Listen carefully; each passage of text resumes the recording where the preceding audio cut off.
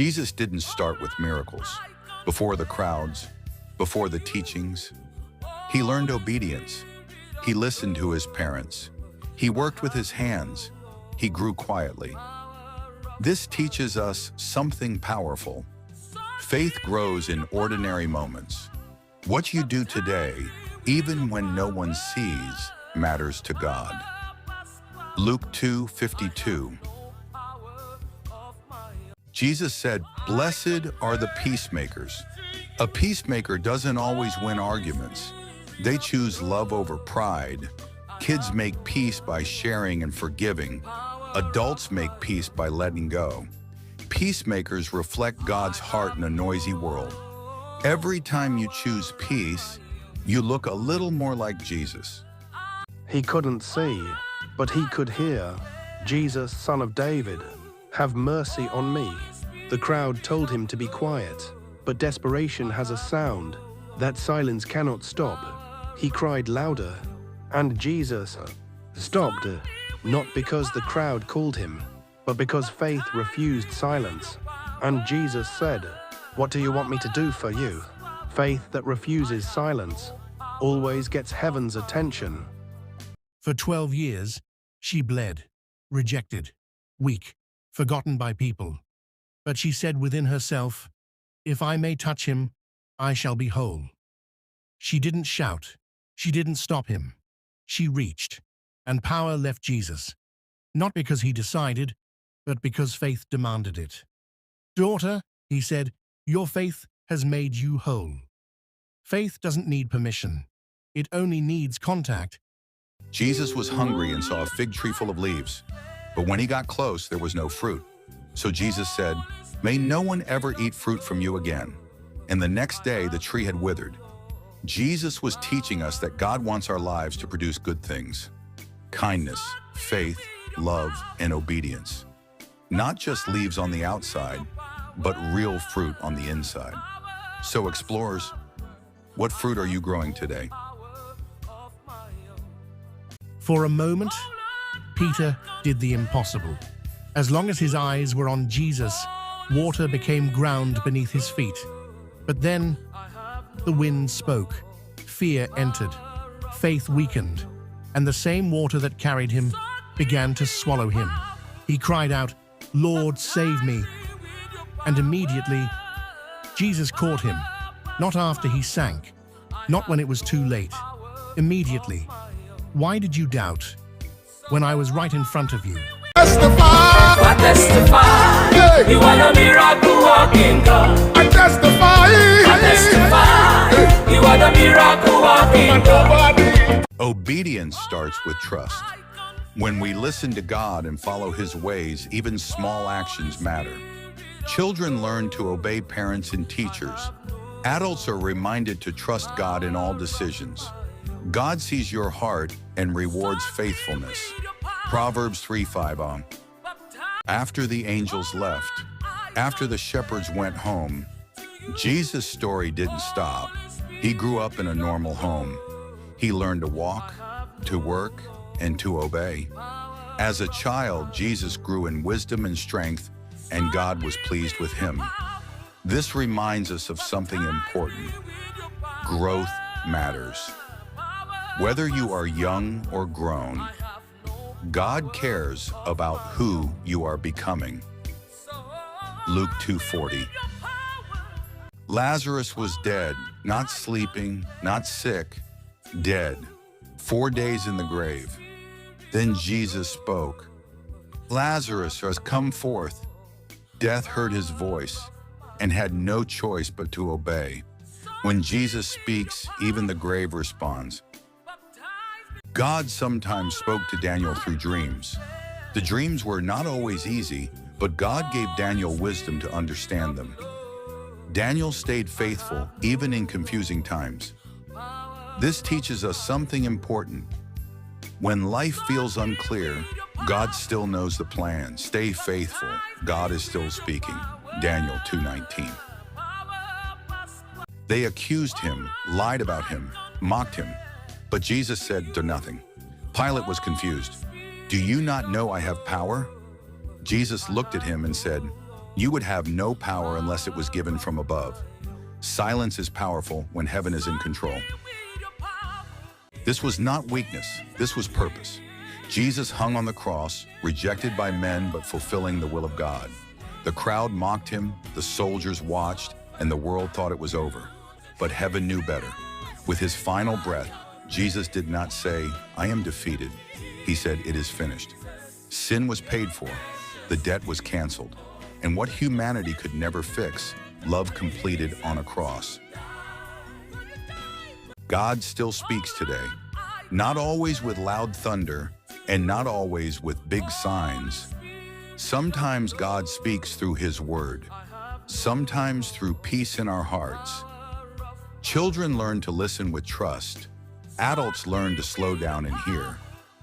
Jesus said, "My sheep hear my voice." When you listen quietly, God knows how to guide you. John 10:27. This wasn't anger, it was authority. Jesus didn't raise his voice, he raised the standard. My house shall be called a house of prayer, not a marketplace, not a performance stage, not a place for profit. When Jesus entered the temple, corruption exited. The question is, what still needs to leave when he enters your life? Have you ever wondered why we pray, even though God already knows everything? We pray because prayer is talking to God. Just like you talk to your parents when you're happy, scared, or thankful, when we pray, God listens. He cares about every word we say, even the small ones. The Bible says, "Call to me, and I will answer you." So when you pray, remember this: God is listening, and he loves hearing your voice.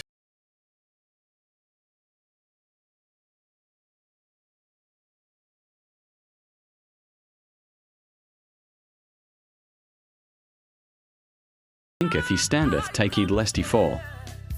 1 Corinthians 10 verse 12. Pride can blind even the strongest. Confidence without humility is dangerous.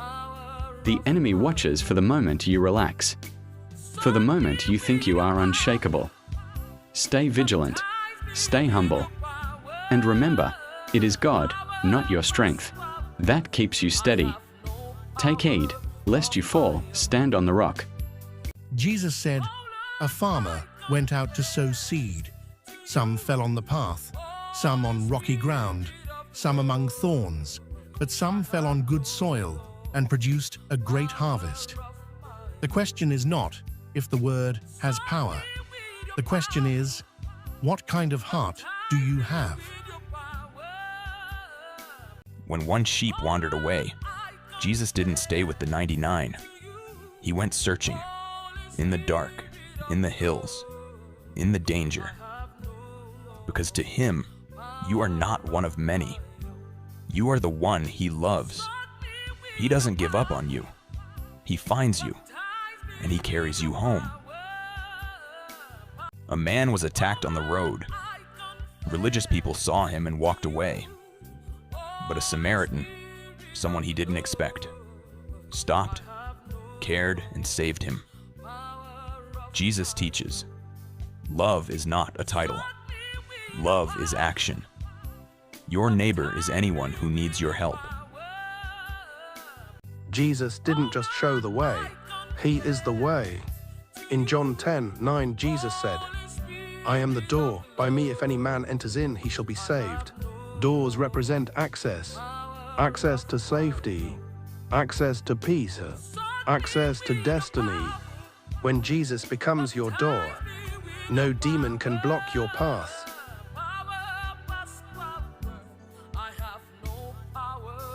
The guards trembled, the earth shook, and one angel, just one, rolled away the stone. And behold, there was a great earthquake, for the angel of the Lord descended from heaven, Matthew 28 verse 2.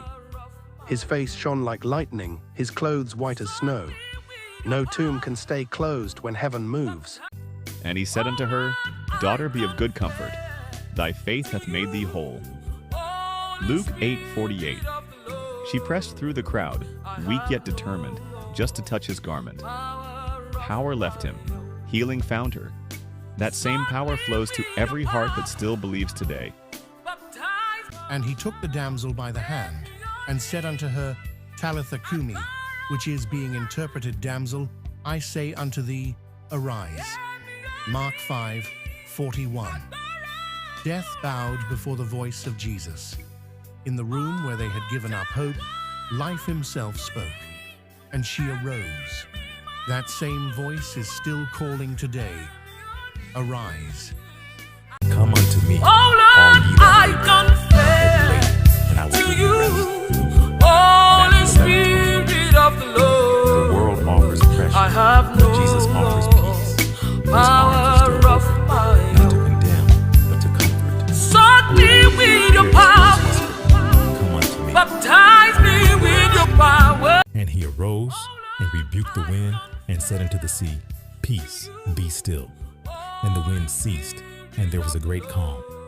Mark 4:39. Even the storms recognize his voice. When Jesus speaks, chaos must submit. That same voice still whispers to your storms today, Peace, be still. No matter the waves, no matter the wind, when Jesus is in your boat, you will not sink. Jesus, your precious gift, just to set the captives free. I deserve to die, but you died, in my place. I have the Jesus, Master Jesus, your precious gift, just to set the captives free. Master Jesus, your precious gift, just to set the captives free. And he said unto them, Follow me, and I will make you fishers of men. Matthew 4:19. Through the crowd, sharing loaves and fish. Each person received enough to fill their hearts and souls. Joy shining in their eyes. Laughter of fulfillment and gratitude. Come unto me, all that labor and are heavy laden, and I will give you rest. Matthew 11:28.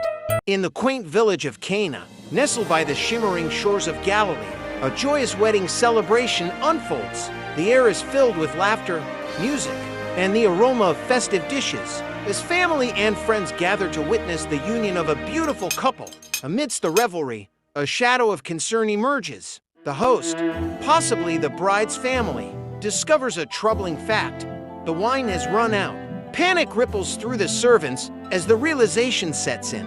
Running out of wine at a wedding is a grave social embarrassment. Mary, the mother of Jesus, observes the distress of the servants. With a note of compassion, she approaches her son, saying, "They have no more wine." Though Jesus initially responds, "Woman, why do you involve me? My hour has not yet come." Mary knows that her son can help. She turns to the servants and instructs them, "Do whatever he tells you." Nearby, 6 large stone jars stand, used for ceremonial washing. Jesus looks at them and says, "Fill the jars with water." The servants, filled with curiosity and hope, obey. They fill the jars to the brim, watching as the water glistens in the sunlight. Then, Jesus instructs them, "Draw some out and take it to the master of the banquet." The servants are astonished. As they do, the ordinary water transforms into the finest wine, rich in color and flavor. The master of the banquet tastes the wine, and his eyes widen in surprise. Everyone brings out the choice wine first, and then the cheaper wine after the guests have had too much to drink. "But you have saved the best till now," he exclaims, unaware of the miracle that has just unfolded before him. As laughter and cheers fill the air once more, the couple and their families rejoice. They remain oblivious to the divine transformation that has brought joy anew. In this moment of celebration, through this miracle, Jesus not only reveals his power, but also emphasizes the importance of compassion and abundance in our times of need. Thus, the wedding at Cana becomes a testament of joy, a symbol of transformation, and a reminder that in the hands of Jesus, the ordinary can become extraordinary.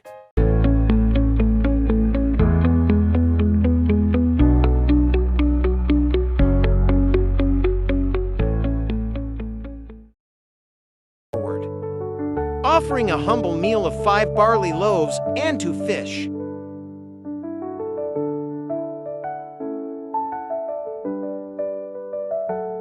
In his innocence and trust, he became a key to an astonishing miracle yet to unfold.